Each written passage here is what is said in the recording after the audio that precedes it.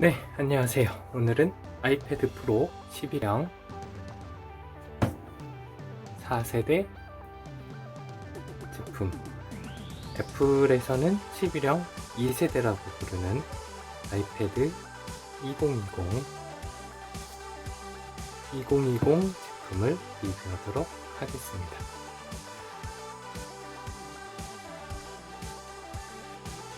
네, 제품 사용에 있어서는 여러가지 많은 리뷰들이 있기 때문에 저는 사용성 리뷰보다는 이 프로 4세대가 아이패드 프로 4세대가 과연 흔히 말하는 그 토사구 패드가 될 것인가에 대한 부분에 대해서 먼저 이야기를 나눠보겠습니다.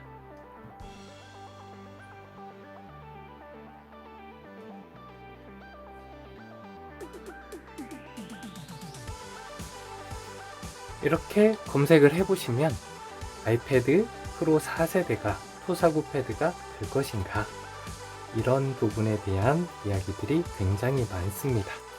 자, 그렇다면 왜 이런 이야기가 나오고 있을까요? 그것은 이제 아이패드 프로 5세대가 내년 초면 출시할 것으로 예상되고 있기 때문입니다.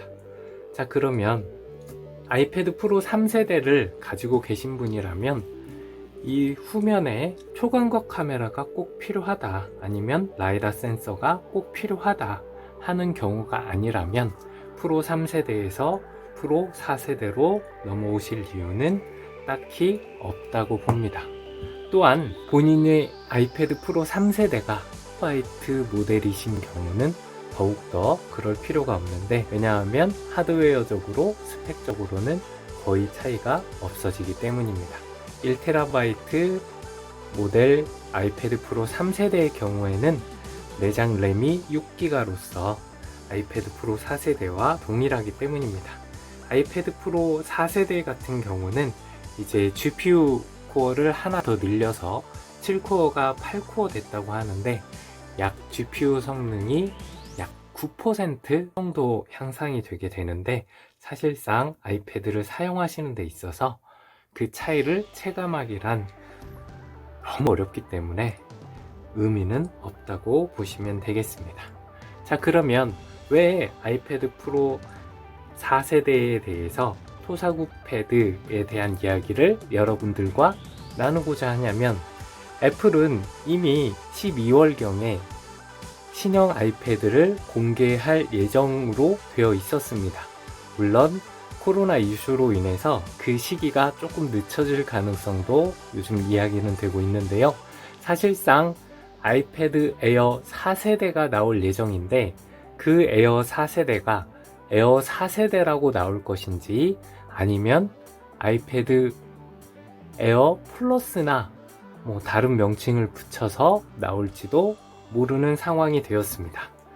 왜 그러냐면, 에어에서 이제 하단에 지문인식 버튼을 없애고 화면 자체에 미니 LED를 적용하면서 외형적으로는 아이패드 프로 4세대와 비슷하게 생긴 에어 4세대가 출시될 예정입니다. 그렇게 되면 이제 아이패드 프로 라인과 에어 라인의 구분이 모호해지기 때문에, 그 부분에 대해서는 이제 언더스크린 지문 인식을 통해서 에어 4세대를 작동을 시키고, 또한 이제 얼굴 인식 센서 같은 경우는 에어 4세대에는 적용하지 않을 예정 중에 있습니다. 자, 그렇다면 이제 지문 인식을 좋아하시는 분들은 프로 라인보다는 오히려 에어 4세대 라인을 좋아하시게 되실 수도 있겠습니다. 물론 에어 4세대가 아이패드 프로 4세대만큼 AP에 X가 들어가는 혹은 Z가 들어가는 애플의 AP가 적용되진 않겠지만, 일반적으로 아이폰에 사용되는 AP들 성능이 워낙 뛰어나기 때문에 A14 정도 들어간다면 에어 4세대의 성능은 아주 훌륭할 거라 예상하고 있습니다.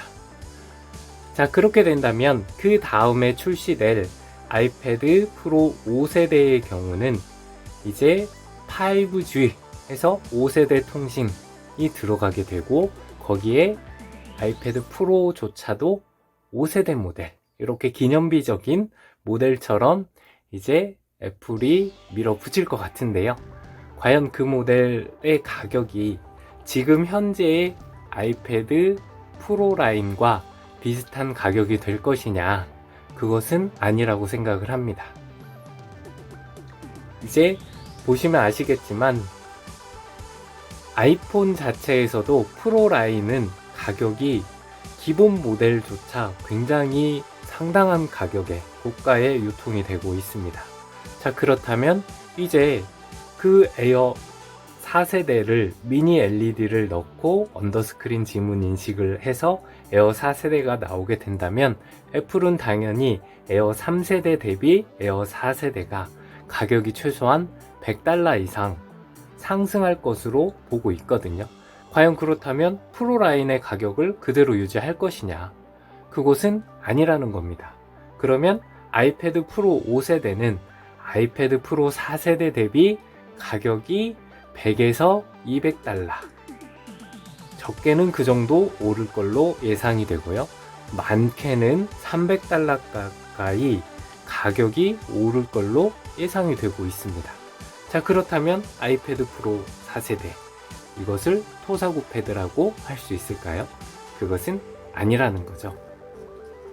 또한 애플이 기존의 아이패드 라인에서 토사구 패드라는 그 별칭에 대해서 애플도 굉장히 신경을 쓸 겁니다. 그러면 애플이 아이패드 프로 4세대 라인을 토사구 패드 취급을 하게 놔둘 것이냐? 애플은 가장 쉬운 방법으로 그 토사구 패드라는 말을 피해갈 수가 있습니다. 그것이 무엇이냐면 신제품의 가격이 올라가게 되면 얘를 토사구팽 시켰다, 이런 말은 듣지 않아도 되는 거죠. 자, 그러면 여러분들은 가격을 올리시겠습니까? 아니면 그대로 욕 먹으면서 토사구 패드라는 말을 듣겠습니까? 애플은 가격을 올리고 이런 기능이 새로 추가됐다, 이제 5세대에서는 아이패드의 디자인이 바뀔 예정에 있거든요. 디자인도 이렇게 바뀌었다, 이렇게 하면서 가격을 더 올리고 사람들은 그 비싼 물건을 사줄 테고, 애플 입장에서는 꼭 먹고 알 먹고가 다 되는데 굳이 아이패드 프로 라인의 가격을 유지하면서 그런 욕을 먹을 이유가 전혀 없다는 거죠. 그래서 아이패드 프로 4세대에 대해서 이 프로 4세대가 토사구 패드가 될까봐 구입을 주저하고 계신 분들께는 그러실 필요가 없다는 말씀을 드리고 싶고요. 그리고 또한 아이패드 프로 제품을 구매하고 싶은데 사실 나는 그 정도 성능은 필요가 없는데 아이패드 에어나 아이패드 미니 시리즈는 베젤이 너무 거슬린다 하시는 분은 이제 아이패드 에어 4세대를 기다리시면 되겠습니다. 연말에 발표는 하고 내년 초에 판매는 될 것으로 예상이 되고 있습니다.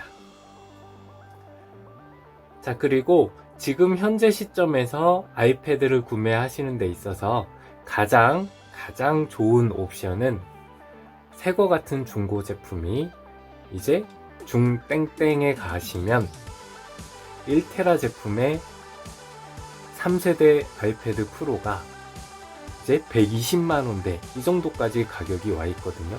그러면 고용량을 쓰시면서 이런 아이패드 프로의 성능까지 활용할 수 있는 그런 방법도 있고요.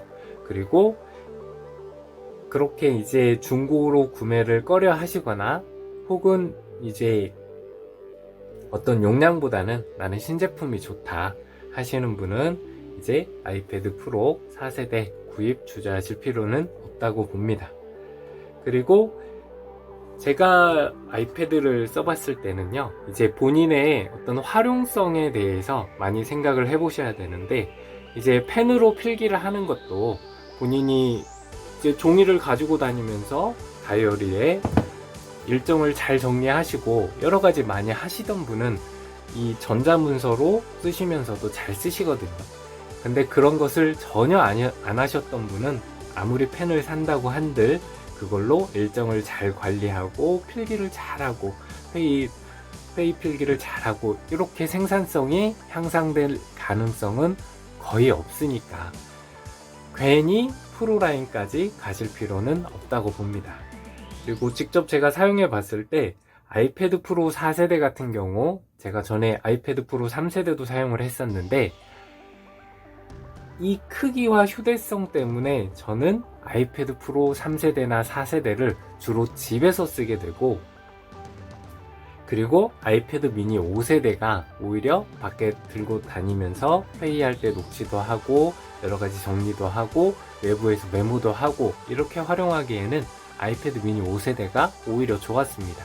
그래서 본인의 활용성을 생각을 하시고 구매를 하시는 게 좋고, 이제 아이패드 프로 라인의 경우는 스피커가 너무 좋기 때문에 주로 집에서 음악을 듣고 유튜브를 보고 넷플릭스를 보고 어떤 컨텐츠 소비적인 측면에서 아이패드 프로가 말은 프로지만 오히려 엔터테인먼트적으로 훨씬 더 많이 활용하게 된다는 어쩔 수 없는 그 굴레를 벗어나기는 어려우실 거라 생각을 합니다.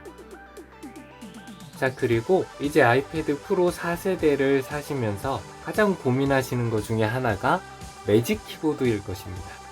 그런데 이 프로 라인 같은 경우는 타이핑을 아주 많이 하시지 않으면 이 스크린 키보드도 굉장히 타이핑 하기가 굉장히 저는 좋다고 생각을 하고, 아이패드를 사용하면서 키보드가 굳이 필요하다 이런 느낌을 저는 거의 받지 않습니다.